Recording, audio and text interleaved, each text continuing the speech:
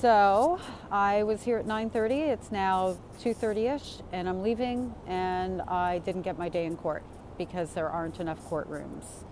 And I don't know that I'll get my day in court tomorrow, which means that this could go on for several more months. And apparently, it would have been scheduled earlier, but for the fact that my ex had fired his attorney and gotten a new one, which is something that he does. I also learned that they requested a 2-day trial, stating that they would need it, and there isn't a whole lot to go into here. There were 2 people, there's photographs, there's video. It's not even a he said, she said. I have evidence, and the Crown told me that, an hour tops for them to go through, gathering the information for testimony, for me to tell my story, to tell the truth. And that they could essentially bind me over and question me for 2 days, although they have to show that what they're doing is relevant, what they're asking me is relevant. It doesn't mean that they're not going to try to browbeat, bully, and intimidate me, which is in keeping with who this individual is. I think, though, the worst part of my day today has been that I saw him, and he was walking away smiling, laughing, because there's no alteration to his life.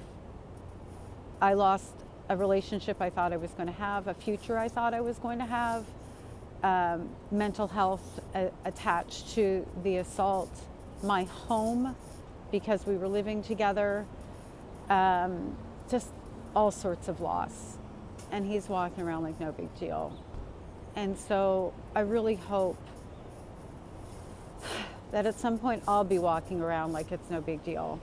Although I don't think it'll ever be that, but I would like to be the one walking around with a smile on her face instead of 2 days of no sleep, feeling like I'm sick inside and wondering when this is ever going to end. And I know he's trying to just make me go away. Him delaying the trial makes it so he can try to have it dismissed because the court has 18 minutes, it feels like that, 18 months to prosecute after the charges have been filed. And it's been far longer than that because of COVID. And he extended that by firing his attorney and taking some time to find a new one.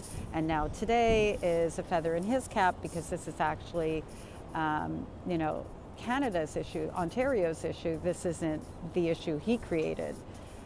So anyway, I'm hoping for the best and just trying to keep my expectations low. So I'm walking home from the trial that didn't happen. I finally stopped trembling, which is good.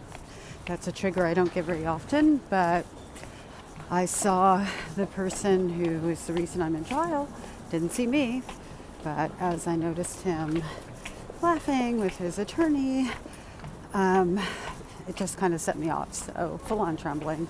And then now I decided to feed little Marnie, and I went to Zara because that's what I do. My thing is shopping.